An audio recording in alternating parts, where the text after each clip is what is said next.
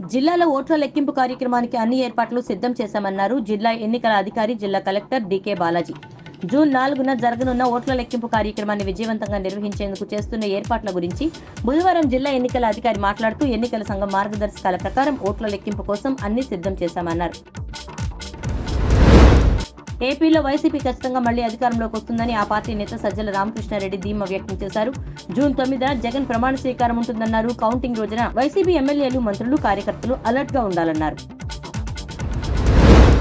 Macherla YCP MLA Pinnelli రామకృష్ణారెడ్డిపై Pinnelli పైశాచికత్వం పేరుతో TDP పుస్తకాన్ని రూపొందించింది.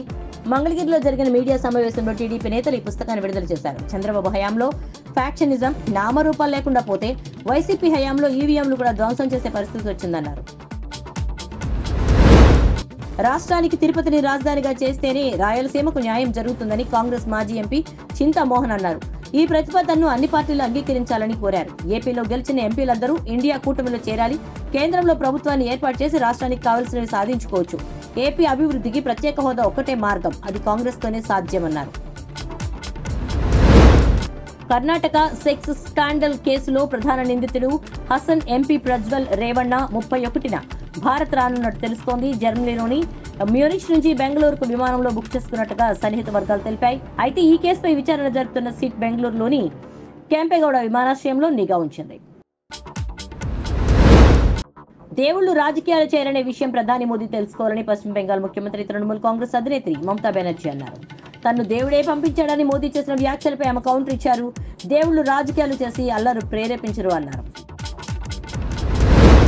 తనకు బెదిరింపు కాల్స్ చేసిన వారందరికీ CM Revanth Reddy phone number ఇచ్చానన్నారు.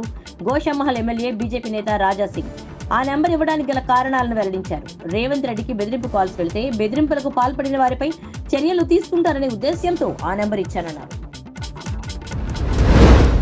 శ్రీవారి దర్శనం కోసం కేంద్ర హోంమంత్రి అమిత్ షా తిరుమలకు రానున్నారు. తిరుచిరాపల్లి నుంచి ప్రత్యేక విమానంలో బయలుదేరి సాయంత్రం రేణిగుంట ఎయిర్పోర్ట్ కు చేరుకుంటారు. రాత్రికి తిరుమల చేరుకుని వకులామాత అతిథి గృహంలో బస చేస్తారు. రేపు ఉదయం శ్రీవారిని దర్శించుకుని మధ్యాహ్నం 12 గంటలకు తిరుగు ప్రయాణం అవుతారు. విజయవాడలో కలుషిత నీరు సరఫరా ఘటనలో నిర్లక్ష్యం వహించిన అధికారులపై వేటు పడింది. 6 వీఎంసీ అధికారులను సస్పెండ్ చేయడంతో పాటు 2 అధికారులకు షోకాజ్ నోటీసులు ఇచ్చారు. మొగల్రాజ్పురంలో కలుషిత నీరు తాగి వ్యక్తి మృతి చెందగా తీవ్ర అస్వస్థతకు గురైన 24 మంది ట్రీట్మెంట్ ఇస్తున్నారు డాక్టర్లు. కులగణన చేపట్టి బీసీలకు 50% రిజర్వేషన్లు అమలు చేయాలని మాదిగ రిజర్వేషన్ పోరాట సమితి సంఘ స్థాపకుడు మందకృష్ణ మాదిగ డిమాండ్ చేశారు. రేవంత్ రెడ్డి సర్కార్ ఓట్ల కోసమే అణగారిన వర్గాలను నమ్మించి మోసం చేసిందని దుయ్యబట్టారు. జూన్ 11 లోపు రిజర్వేషన్లపై నిర్ణయం తీసుకోవాలని హితవు పలికారు.